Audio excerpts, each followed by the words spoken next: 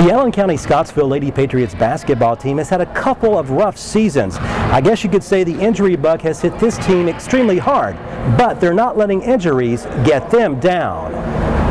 Coach Brad Bonds must feel like a part-time physician. He's trying to make the Lady Patriots winners on the court, while at the same time constantly monitoring some of his players' health concerns. At least 4 girls on this year's team have suffered recent injuries. Yeah, it's tough. Let's be honest. And you know, they're all great kids, and they love the sport. They love their teammates. They want to perform for their teammates. They want to perform for the coaching staff. But just the bottom line is sometimes it's very difficult for them to do the things that they at one time were able to do. So as a coach, knowing that at one time there was a ceiling of potential, and now that that ceiling has dropped a little bit, it's kind of hard because you know, we want them to perform at the greatest and the highest potential. And still they're performing at a high potential. It's just not as high as it was at one time. We have so many injuries. We've had probably 2 or 3 this year already. I mean, it's the injury bug, when it hits us hard. Junior guard Lauren Yoakley suffered an ankle injury last year that has finally healed.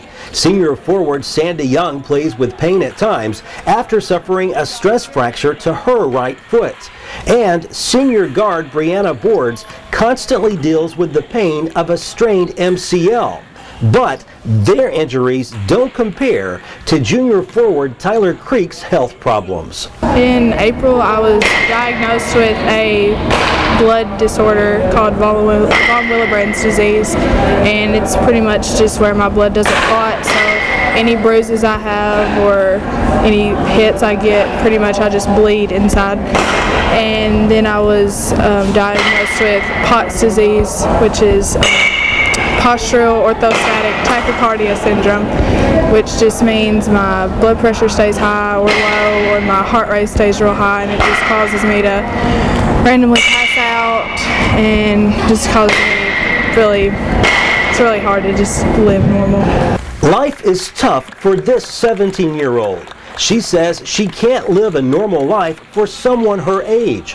Her teammates make no bones about it. They're inspired by Tyler's toughness to play the game she loves, despite her health concerns. To me, she's an inspiration because, I mean, I know that she's going through struggles and stuff, and she's actually not supposed to be playing, but she overcomes that, and she comes out here and practices with us and does put a lot of her time and puts herself in danger for us and for our team. She's a lot of inspiration. So I know that if she got hit too hard that she could bleed to death. I think it makes us all want to work harder. You just can't thank her enough. There's not words to describe it. She's one of our good players. She helps us a lot, and I mean, she's a big inspiration to not only me but the rest of the team. And we know that every day she comes out here that she's putting herself at risk, and we thank her for doing that, even though she probably doesn't need to. But we thank her for it. What does that say about her desire to play basketball, maybe her strategy? She's one of those people, when she does something, she does it big. She's not going to stop until she's done, and it really helps the team. It helps us push ourselves, because you know, it's like if a player's pushing herself that hard, then surely the rest of the team can back her up and push themselves as well. The hardest things is to know that you've got a girl that's a senior that's not going to be with you any longer, and she's not played since she's been a freshman, and she still lacks a lot of just chemistry. Some of her skills are a little bit behind, but her work ethic is tremendous, and it's hard to get on her for making a skill mistake, but when fact is she's just not been here. The hardest one to deal with obviously is Tyler, because you have situations where, as doctors, they've told us at the beginning of the year, no more than 3 to 5 minutes at any time, and then we were able to get her up to around 12 to 13 minutes a game, and now we're right back down to a situation where we're around 5 to 8, maybe 9, 10 minutes. It's really hard because you put a stopwatch on her, she's playing well, and you want to keep her in the game, but you can't, because of the situations that she has to deal with. We got to monitor her heart with the heart rate constantly, make sure her blood pressure is fine. It's just things like that. The others are doing fine. Bree, who has the MCL problem, know, there are times where she's really tugging at her knee and she's giving us the eye like, Coach, I need to come out. You know, it's really hard. You want these kids to compete. You want them to compete at a high level, but the fact is, sometimes they just can't. For Tyler, despite the risk she takes every time she steps on the basketball court, she says she wouldn't want to be anywhere else, even though it makes it tough on her sometimes and her family. I haven't been to school a full week since last year, and my mom cries every time I leave the house because she doesn't know if her baby girl's going to come back, and it's just really hard because I can't drive far because they're scared I'm going to pass out, or it's just hard, really hard. So why come to the basketball court? Why do this?